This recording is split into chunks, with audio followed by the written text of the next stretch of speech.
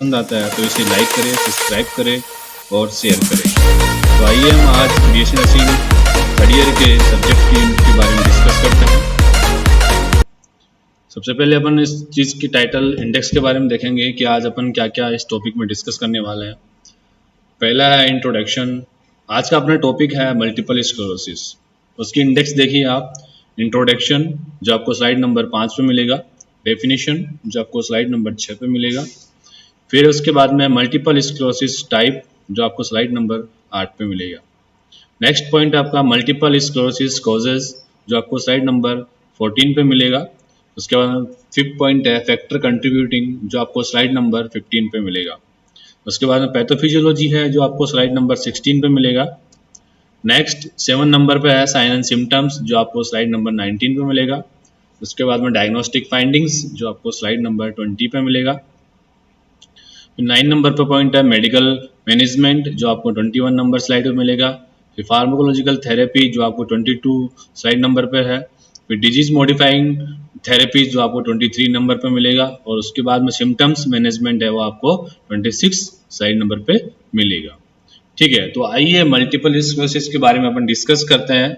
तो सबसे पहले मैं ये बता देता हूँ कि मल्टीपल जो स्क्लेरोसिस जो डिजीज कंडीशन है वो आपके नर्वस सिस्टम से ली गई है। तो ये एक प्रकार की ऑटोइम्यून नर्वस सिस्टम डिसऑर्डर है जिसके अंदर अपन मल्टीपल स्क्लेरोसिस को इंक्लूड करते हैं। ठीक है, इसके अंदर आपको बेसिकली एक सामने जो डायग्राम दिया गया है, एक तो नॉर्मल है और एक मल्टीपल स्क्लेरोसिस है। मल्टीपल का मतलब क्या होता है, एक से ज्यादा। स्क्लेरोसिस वहां पर उस चीज का माइलिन शीथ का डिस्ट्रक्शन यहाँ पे इसमें अपन दिखाया गया है।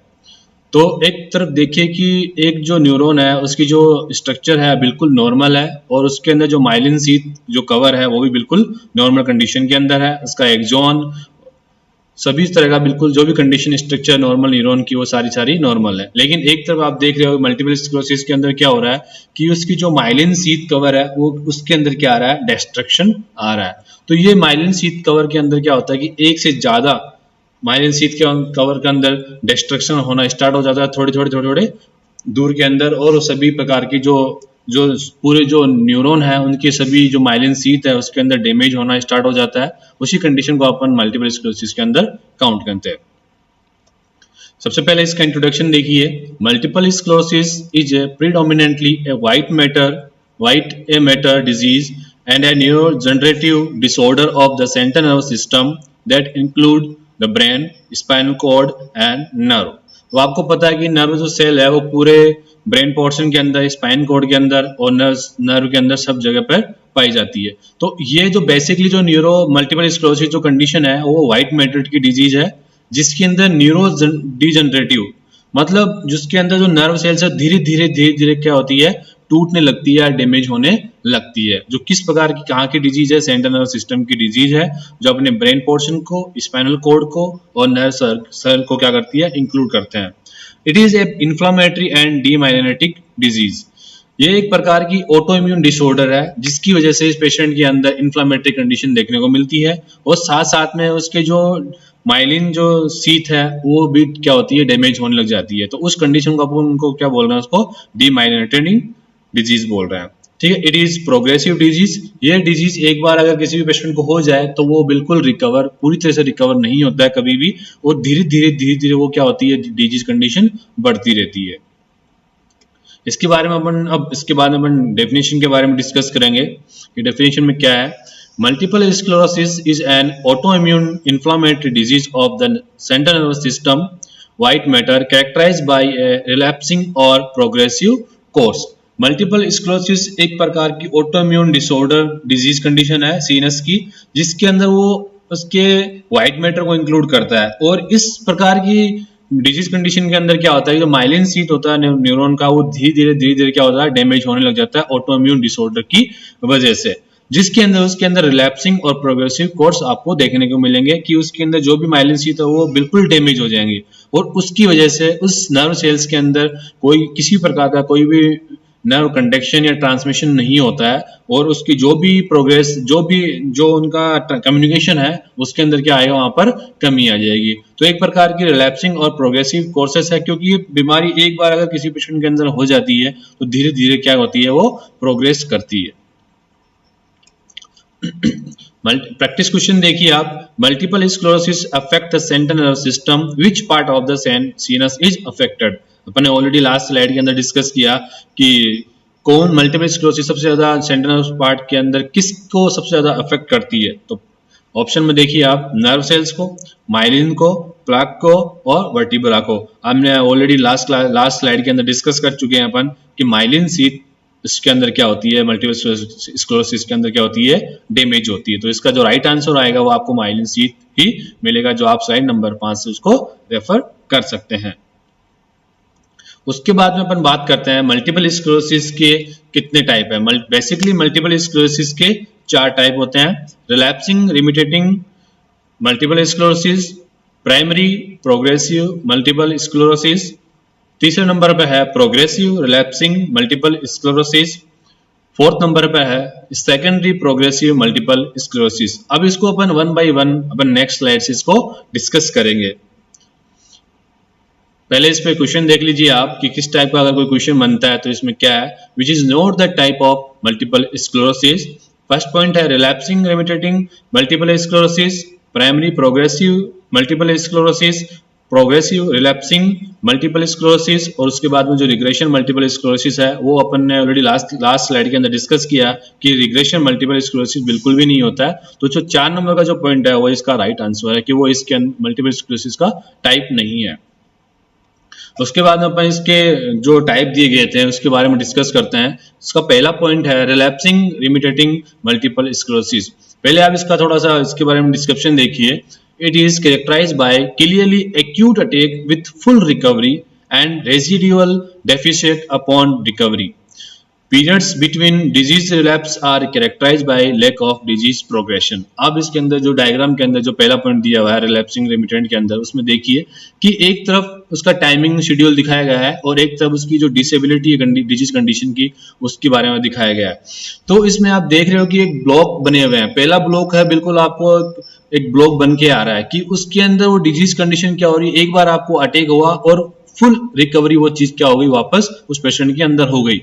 फिर उस पेशेंट के अंदर वापस से वो चीज डिजीज कंडीशन आएगी और फिर से वो चीज में रिकवरी हो जाएगी। लेकिन क्या होता है कि ये डिजीज आपको पता है कि प्रोग्रेसिव होती है, तो क्या होगा, धीरे धीरे वो चीज वापस अटैक करेगी और एक वक्त ऐसा आएगा कि उस कंडीशन के अंदर पूरा रिकवरी नहीं होगा और धीरे धीरे हल्का फुल्का उसके अंदर क्या होगा, वो कंडीशन में थोड़ा प्रोग्रेस हो जाएगा। Period between disease condition relapses are characterised by lack of disease progression. जो डिजीज कंडीशन के बीच में जो पीरियड का जो अटैक दिया हुआ है उसमें क्या होता है कि जो प्रोग्रेशन है वो कैसा होगा, एकदम फास्ट नहीं है, बहुत स्लो है। आपको ऐसा लगेगा कि उसके अंदर फुल रिकवरी हो चुकी है, लेकिन एक्चुअल में क्या होता है कि वहां पर रिकवरी नहीं होती पूरी। तो वो आपको जो भी डिजीज प्रोग्रेशन है बहुत स्लो दिखेगा, लेकिन उसका जो अटैक है तो पेशेंट के अंदर क्या होता है कि एक बार अटैक आने के बाद में उसको पेशेंट को यूं फील होता है कि ये चीज वापस ठीक हो चुकी है, लेकिन एक्चुअल में वो चीज होती नहीं है। वो उस अटैक के बाद में थोड़ा हल्का प्रोग्रेस करने लग जाती है।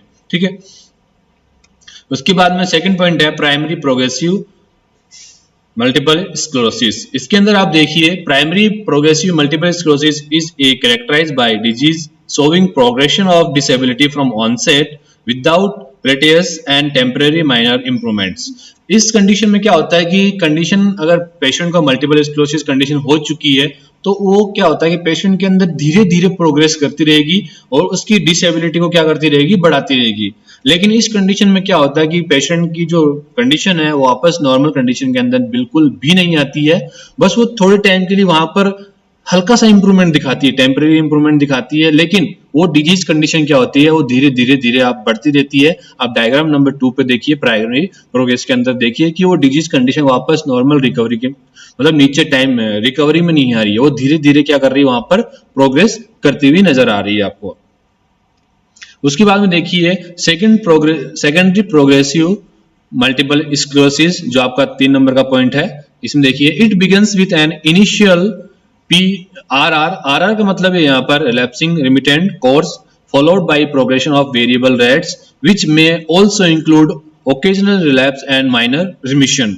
इस कंडीशन में देखिए कि फर्स्ट 1-2 में आपको क्या बोला है कि इनिशियल RR कोर्स मतलब पहली वाली जैसी जो कंडीशन है रिलैप्सिंग और रिमिटिंग कि पेशेंट को अटैक हुआ और वो वापस रिकवर हो गया, फिर उस पेशेंट को हल्का अटैक आया मल्टीपल स्क्लेरोसिस का और वो चीज वापस क्या हो गई, रिकवर हो गई। लेकिन क्या हो रहा है कि मैंने ऑलरेडी बात की थी, ये चीज प्रोग्रेसिव है। तो अब इस कंडीशन में क्या होगा कि पेशेंट को अब ओकेजनली वो चीज क्या होगी, धीरे धीरे रिलैप्स होगी और माइनर रिमिशन उस कंडीशन में पेशेंट को देखने को मिलेगा। लेकिन पेशेंट की जो प्रोग्रेस कंडीशन है वो बिल्कुल धीरे धीरे धीरे धीरे धीरे धीरे बढ़ती जाएगी और एक बहुत आगे की तरफ ये चीज निकल जाएगी। नेक्स्ट पॉइंट है आपका 4 नंबर का, देखिए प्रोग्रेसिव रिलैप्सिंग मल्टीपल स्क्लेरोसिस। इस कंडीशन में क्या हो रहा है कि आपको सिर्फ और सिर्फ पेशेंट के अंदर प्रोग्रेस आपको नजर आएगा। अगर पेशेंट के अंदर कई बार आपको क्या होता है कि एक्यूट रिलैप्स भी नजर आ सकता है, लेकिन पेशेंट बिल्कुल भी पूरी तरह से रिकवरी नहीं होगा। और इस कंडीशन में क्या होता है, मल्टीपल स्क्लेरोसिस जो कंडीशन है वो धीरे धीरे धीरे धीरे वर्स कंडीशन की तरफ जाती रहती है। उसके बाद में अपन बात करते हैं मल्टीपल स्क्लेरोसिस कॉजेज। बेसिकली अगर अपन इसके मल्टीपल स्क्लेरोसिस के कॉजेज के बारे में बात करें तो इसका जो एग्जैक्ट कॉज है मल्टीपल स्क्लेरोसिस का वो बिल्कुल भी क्लियर नहीं है कि किस कारण की वजह से ये चीज होती है। ठीक है, फिर भी उसके बारे में अपन कुछ पॉइंट के बारे में इसमें डिस्कस करते हैं। In multiple sclerosis patient, a higher number of immune cells is seen, which suggests there might be an immune response. This is suspected to be due to a various or genetic defect. कई बार क्या होता है कि अगर multiple sclerosis का patient है तो उसके अंदर क्या करते हैं अपन, उसको इसकी इम्यून सेल्स को रिस्पॉन्सिबल मानते हैं कि उसका इम्यून सेल्स है वो उसके लिए रिस्पॉन्सिबल है, कि उस हो सकता हो किसी वायरस की वजह से या किसी जेनेटिकल मॉडिफिकेशन की वजह से उस पेशेंट के अंदर कोई इम्यून सिस्टम्स अफेक्ट हो रहा हो या वो उस चीज को अफेक्ट कर रही हो, तो वहां पर उसका वो रीजन हो सकता है। ठीक है, नेक्स्ट पॉइंट है other cases are environmental and hereditary. कई बार क्या होता है कि एनवायरमेंटल कंडीशन की वजह से भी पेशेंट के अंदर मल्टीपल स्क्लेरोसिस देखने को मिलता है और कुछ कारणों में हेरिडिटी भी हो सकती है। नेक्स्ट पॉइंट देखिए आप, genetic predisposing disposition is indicated by the presence of a specific cluster haplotype of human leukocyte antigens on the cell wall. कई बार क्या होता है कि पेशेंट के जेनेटिक डिस्पोजिशन जो फैक्टर रहता है वो भी क्या करता है, उस चीज को अफेक्ट करता है। और इसके अंदर पेशेंट के अंदर क्या होता है, एक presence of specific cluster haplotype of human leukocyte antigens है वो उसकी वॉल पर क्या होता है आपको मिलता है। इसकी वजह से इस प्रेजेंस में increase susceptibility to factors such as virus and trigger the autoimmune systems या autoimmune response activated in multiple sclerosis. Next point है इट प्रेजेंस, ये आपने ऑलरेडी डिस्कस कर लिया है। नेक्स्ट है, अब इसके बारे में देखिए आप कि कुछ फैक्टर्स भी इसके बारे में इसमें इंक्लूड किए गए हैं कि वो फैक्टर कौन कौन से हो सकते हैं। तो अपन पहला फैक्टर के बारे में बात करते हैं, जेनेटिक फैक्टर। उसके अंदर पहला पॉइंट आया जेंडर, कि जेंडर भी इस चीज को अफेक्ट कर सकता है। स्पेसिफिकली जो मल्टीपल स्क्लेरोसिस जो कंडीशन है जेंडर में वो फीमेल में सबसे ज्यादा देखने को, फीमेल में मोस्ट ऑफ देखी जाती है। और फैमिली हिस्ट्री ऑफ, अगर ऑलरेडी किसी पेशेंट को फैमिली हिस्ट्री में अगर मल्टीपल स्क्लेरोसिस है तब भी उसको हो सकता है, और एसएस में भी पेशेंट को देखने को मिल सकता है। अगर अपन जियोग्राफिकल प्रिविलेंस के हिसाब से देखें तो यूरोप में सबसे ज्यादा, यूरोप, न्यूजीलैंड, साउथर्न ऑस्ट्रेलिया और कनाडा के अंदर ये चीजें सबसे ज्यादा देखने को मिलती है। उसके बाद में अगर एनवायरमेंटल फैक्टर के बारे में बात करें तो वायरस इन्फेक्शन की वजह से भी हो सकता है, या सोशियो इकोनॉमिक स्टेटस की कमी की वजह से या प्रॉब्लम की वजह से भी पेशेंट को मल्टीपल स्क्लेरोसिस देखने को मिल सकता है। उसके बारे में बात करते हैं प्रैक्टिस क्वेश्चन के बारे में। जेनेटिक फैक्टर के अंदर अपन ने क्या डिस्कस किया था कि जेंडर, फैमिली और एसएस 3 पॉइंट जेनेटिक फैक्टर के अंदर अपन इंक्लूड करते हैं, और इन्फेक्शन जो पॉइंट है वो जेनेटिक फैक्टर के अंदर इंक्लूड नहीं होता है। वो फैक्टर अपन ने किसके अंदर पढ़ा था, एनवायरमेंटल कंडीशन के अंदर पढ़ा था। तो इसका जो राइट आंसर होगा वो इन्फेक्शन होगा, कि जेनेटिक फैक्टर के अंदर अपन इन्फेक्शन को इंक्लूड नहीं करते हैं। अगर अपन बात करते हैं पैथोफिजियोलॉजी की, कि पैथोफिजियोलॉजी कंडीशन में क्या आपको देखने को मिलेगा, तो सबसे पहले अपन ने ऑलरेडी इसके बारे में डिस्कस किया कि एक प्रकार का ऑटोइम्यून डिसऑर्डर या जेनेटिक प्रीडिस्पोजिंग फैक्टर की वजह से या presence of specific cluster of human leukocyte antigen की वजह से आप उसमें क्या होता है कुछ चेंजेस आते हैं। तो इसमें पहला पॉइंट दिखाया जा रहा है कि sensitize T and B lymphocytes cross the BBB blood brain barrier. जो टी सेल्स और बी लिम्फोसाइट सेल्स है वो क्या करती है, ब्लड ब्रेन बैरियर को क्रॉस कर जाती है, और इसका जो बेसिकली जो फंक्शन होता है वो क्या होता है, सीएनएस के लिए एंटीजेंस को रेडी करना है, उसके लिए उसको चेक करना है। In multiple sclerosis sensitize T cells remain in the CNS and promote the infiltration of the agent that damage the immune systems। T cells क्या करती है, सीएनएस के अंदर प्रेजेंट होकर और जो ऐसे एजेंट को इन्फिल्ट्रेट कर देती है जो क्या करता है, अपने इम्यून सिस्टम को डैमेज करता है। इसके बाद में क्या होता है कि immune system attack leads to inflammation that destroy myelin and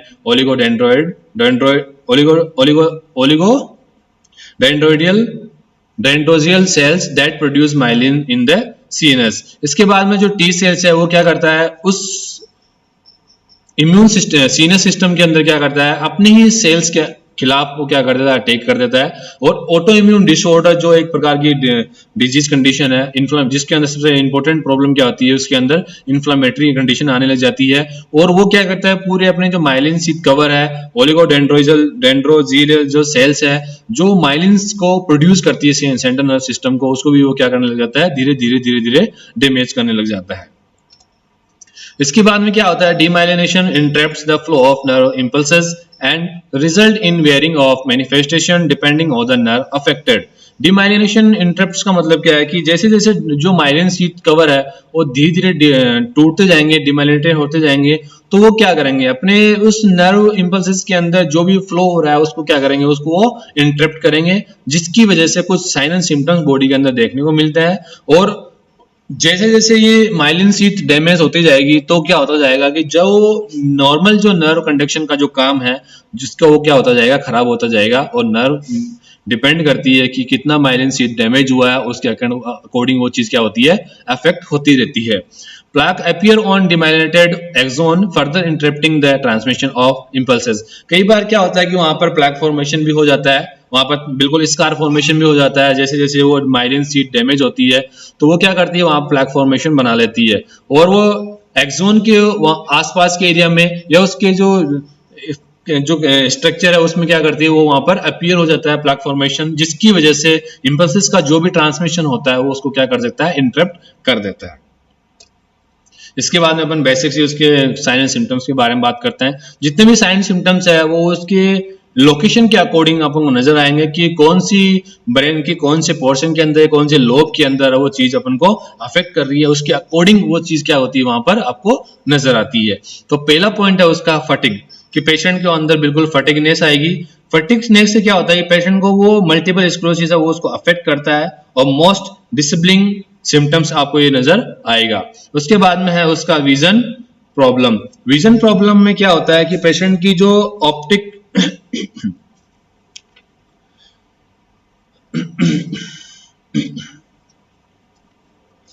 visual loss के अंदर क्या होता है, उसके जो ऑप्टिक नर्व है वो उसको क्या करती है, उसको वो अफेक्ट करती है, जिसकी वजह से पेशेंट के अंदर विजन प्रॉब्लम आती है, डिप्लोपिया वाली कंडीशन आती है।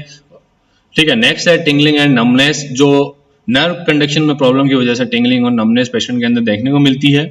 इसके बाद वर्टिगो एंड डिजीनेस देखने को मिलता है। Muscles weakness and spasm condition patient के अंदर देखने को मिलती है, क्योंकि इसके अंदर स्पॉन्सिटी देखने को मिलेगी पेशेंट को। मसल स्पाज्म होने की वजह से क्या होता है कि पेशेंट की मसल्स अकड़ जाती है और इसके अंदर जो चीजें हैं वो एक्सट्रीमिटी और उसके एब्डोमिनल रिफ्लेक्सेस है वो भी उसके अंदर क्या होता है, उसके अंदर इंक्लूड किए जाते हैं। Problem with balance and coordination भी आपको देखने को मिलेगा। स्पीच एंड स्वलोविंग प्रॉब्लम्स पेशेंट को देखने को मिलेगी।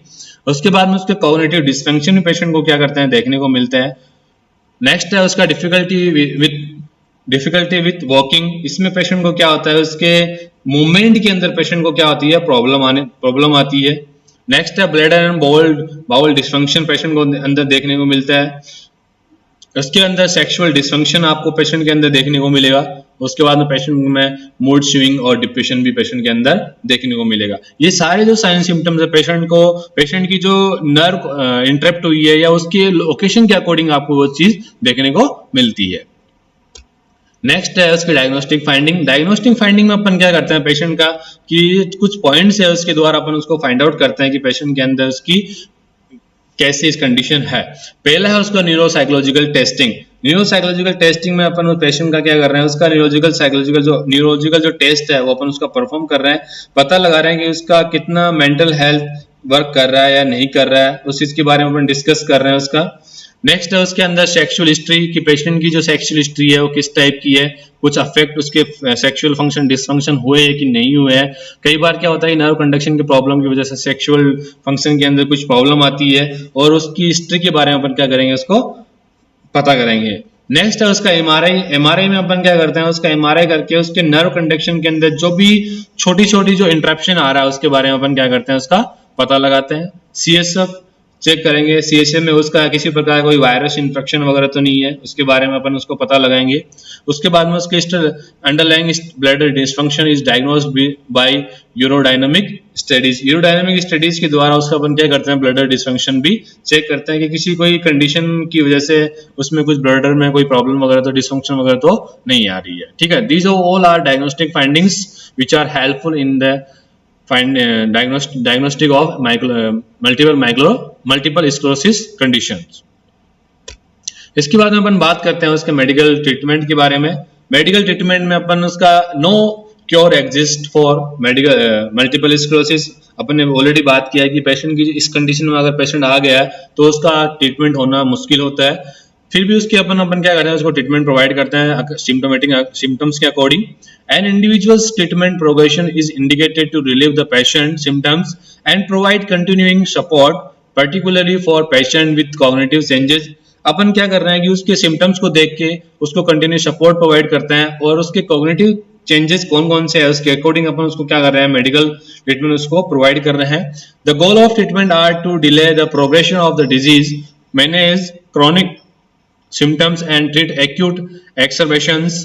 इसमें अपन क्या कर रहे हैं, इसका अपना मेन जो गोल होता है वो क्या होता है कि जो उसकी डिजीज कंडीशन का जो प्रोग्रेशन है उसको क्या करना, मेंटेन करना है, उसको डिले करना है, और उसके जो क्रोनिक सिम्टम्स है उसको मैनेज करके चलना है, और उसके जो एक्यूट कंडीशन के जो सिम्टम्स नजर आ रहे हैं उसको क्या करना है, अपन को ट्रीटमेंट देना है। तो इसमें अपन उसको पहले अपन फार्माकोलॉजिकल थेरेपी उसको प्रोवाइड करते हैं। Medication prescribed bye multiple sclerosis include those for disease modification and those for symptoms management. इस प्रकार की थेरेपी के अंदर अपन दो प्रकार के मैनेजमेंट के बारे में डिस्कस करेंगे। पहला है डिजीज मॉडिफिकेशन, दूसरा है symptoms management.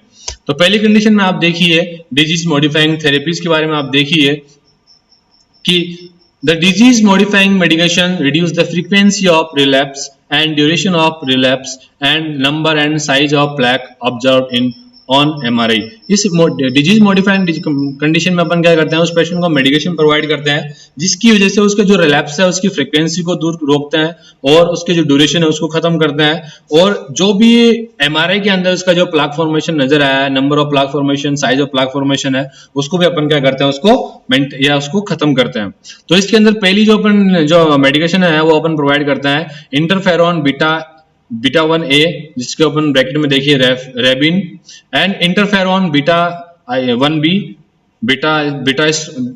बीटास्ट्रोन are administered subcutaneously. उसके बाद में अपन उसको प्रोवाइड करते हैं another preparation for interferon beta Avonex is administered intramuscularly once a week. Side effect इसमें देख लेंगे तो आपको फ्लू लाइक सिम्टम्स आपको पेशेंट के अंदर देखने को मिलेंगे। उसके बाद में उसका है बेंजियोजेपिन्स, टिजानिडीन एंड डेंट्रोलेन में ऑल्सो भी used to treat spasticity, muscle spasticity है पेशेंट के अंदर उसकी हो चुकी है एक्सट्रीमिटी के अंदर, तो उसको अपन भी क्या करते हैं, उसको इस मेडिसिन के द्वारा ट्रीट करते हैं। Fatigues that interfere with activity of daily living may be treated with amantadine, pemoline and fluoxetine. जो भी अगर पेशेंट के अंदर फटिगनेस वगैरह, वीकनेस वगैरह नजर आ रही है तो अपन इन मेडिसिन के द्वारा उसको अपन ट्रीटमेंट देंगे। पेशेंट के अंदर अगर अटैक्सिया की प्रॉब्लम आ रही है, is chronic problem most assistant to treatment. Medication used to treat ataxia include beta adrenergic blockers, Inderal अपन उस पेशेंट को प्रोवाइड करेंगे। एंटी सीजर्स पेशेंट को प्रोवाइड करेंगे न्यूरोंटीन और बेंजोडाइजापिन्स पेशेंट को अपन प्रोवाइड करेंगे। ये सारे क्या है, डिजीज मॉडिफाइंग थेरेपीज है, जिसके द्वारा अपन जो भी उसकी प्रॉब्लम आ रही है पेशेंट के अंदर उसको अपन क्या कर सकते हैं, रिड्यूस कर सकते हैं, उसको रोक सकते हैं। उसके बाद में एक और देखिए डिजीज मॉडिफाइंग थेरेपीज के अंदर देखिए कि पेशेंट को और क्या प्रोवाइड कर रहे हैं अपन।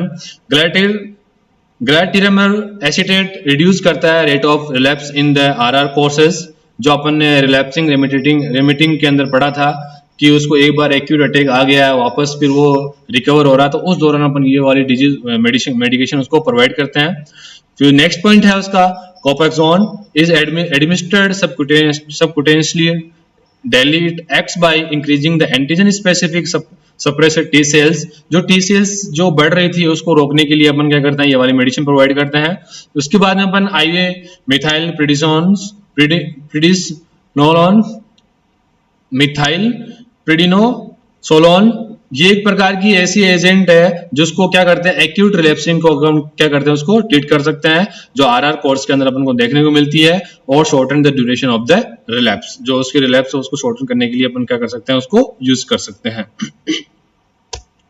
उसके बारे में अपन बात करते हैं कि पेशेंट के कुछ सिम्टम्स है उसके अकॉर्डिंग उसको मैनेजमेंट प्रोवाइड करना. Medication are also prescribed for management of specific symptoms, जैसे baclofen, gamma amino butyric acid agonist is the medication of choice for treating spasticity. Orally and by intrathecal injection for several spasticity. Bladder and bowel problems are often among the most difficult ones for patient, and a variety of medications, anticholinergic agent, alpha adrenergic blockers, antispasmodic agent, इन सभी medication के द्वारा अपन क्या कर सकते हैं, patient के अंदर जो सिम्टम्स निकल रहे हैं उसको अपन रिड्यूस कर सकते हैं. और अगर पेशेंट को यूरिनरी ट्रैक्ट इन्फेक्शन है तो उसको अपन एस्कॉर्बिक एसिड भी प्रोवाइड कर सकते हैं.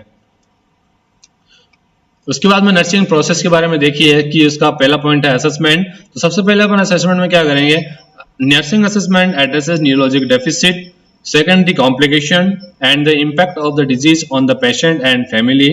नेक्स्ट पॉइंट है patient is assessed for weakness, spasticity, visual impairment, incontinence and disorder of swallowing and speech. उसकी नर्सिंग डायग्नोसिस के बारे में देखिए आप, impaired bed and physical mobility related to weakness, muscles paralysis and spasticity. Second है risk for injury related to sensory and visual impairment. तीसरा point है impaired urinary and bowel elimination related to nervous system dysfunction. Third point है impaired verbal communication and risk for aspiration related to cranial nerve involvement. तो thank you, this is all about multiple sclerosis. अगर आपको कोई भी चीज का अगर कुछ भी प्रॉब्लम है, समझ में नहीं आ रहा है, तो आप मुझसे डिस्कस कर सकते हैं वीडियो के अंत में. So this is all about multiple sclerosis conditions. यदि वीडियो से संबंधित कोई भी परेशानी आए तो प्लीज कमेंट बॉक्स में लिखें ताकि हम आपकी परेशानी दूर कर सके. यदि आपको हमारा वीडियो पसंद आया हो तो इसे लाइक, सब्सक्राइब और शेयर करना ना भूलें. धन्यवाद.